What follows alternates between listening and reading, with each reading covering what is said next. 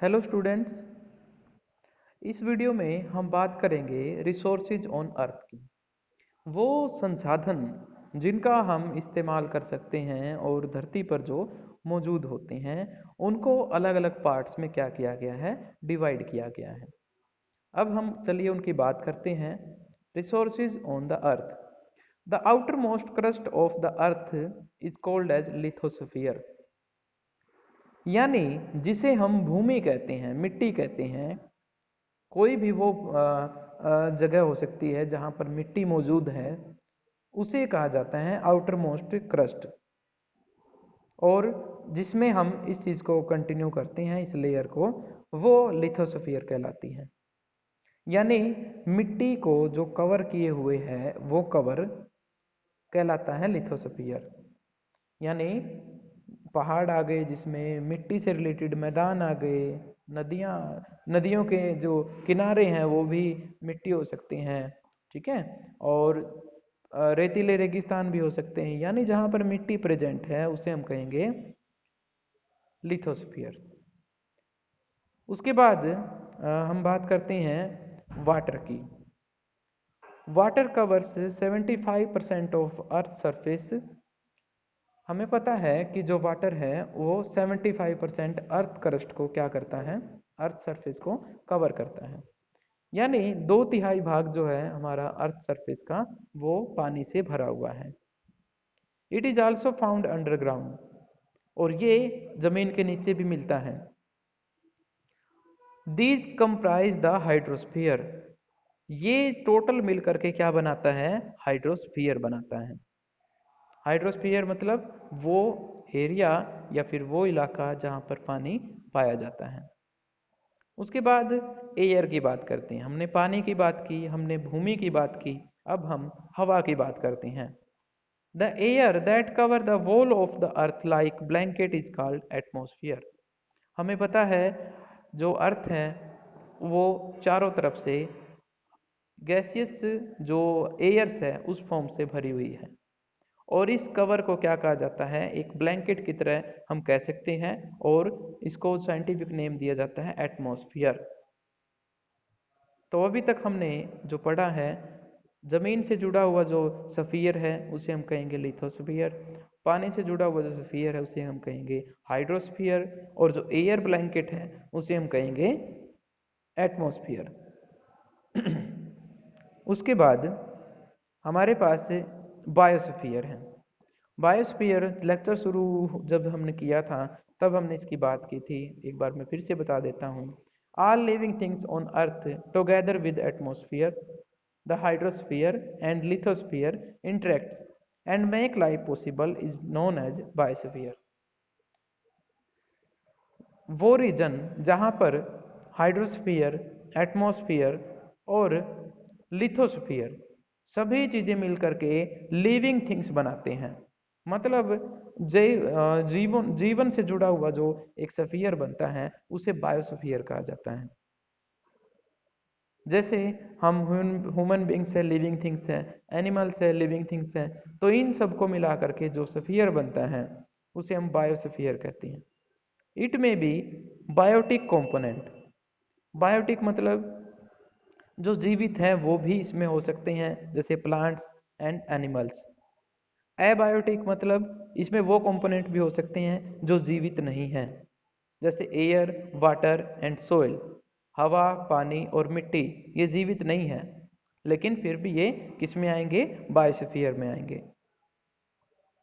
उसके बाद ये जो डायग्राम है इसमें एक्सप्लेन किया गया है लिथोस्फीयर क्या होता है, जमीन से जुड़ा हुआ पार्ट। हाइड्रोस्फीयर क्या होता है, जो पानी से जुड़ा हुआ पार्ट है।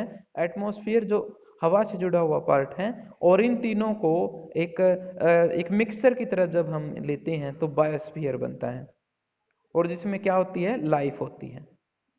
ओके, तो ये इस तरह से यहाँ पर एक दूसरे से ये रिलेटेड है। एटमॉस्फेयर, हाइड्रोस्फीयर, लिथोस्फीयर मिलकर के एक स्फीयर बनाते हैं जिसे बायोस्फीयर कहा जाता है। उसके बाद सॉरी, उसके बाद हम एयर की बात करते हैं। एयर, हवा, जो हमारे चारों तरफ प्रेजेंट हैं, जिसमें हम सांस लेते हैं, उसके बारे में हम कुछ पॉइंट्स पढ़ते हैं अभी। Air is a mixture of different gases.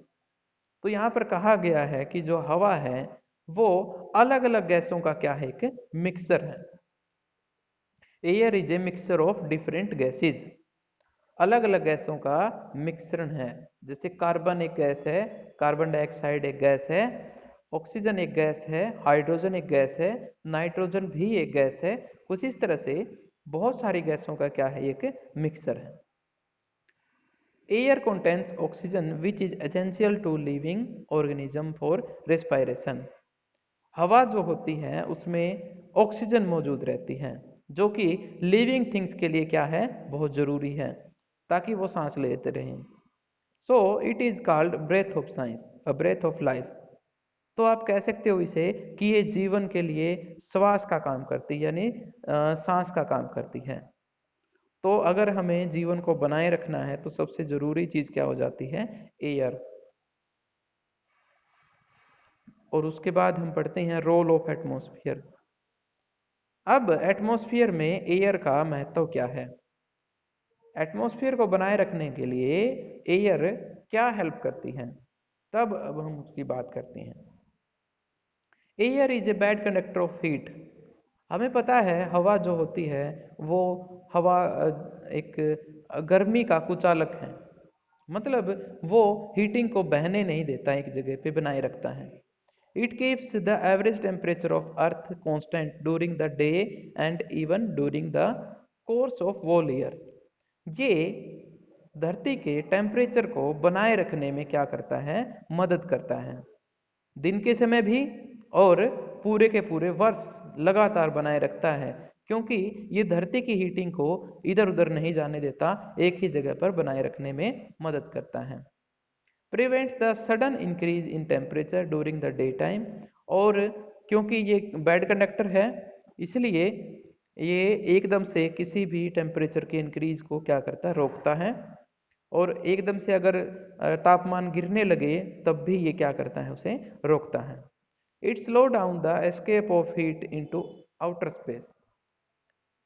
अंतरिक्ष में धरती की हीटिंग जाती है, जैसे सन की हीटिंग हमारे अर्थ तक आती है, इसी तरह से धरती की हीटिंग भी जाती है अंतरिक्ष में। लेकिन एयर होने की वजह से वो बहुत कम अमाउंट में जाती है, और ये बहुत काम की चीज है। इससे अर्थ का टेम्परेचर क्या रहता है, बना रहता है। एग्जाम्पल के लिए अगर मैं एक्सप्लेन करूं, at moon there is no atmosphere and so the temperature varies from 190 degree Celsius to 100 degree Celsius.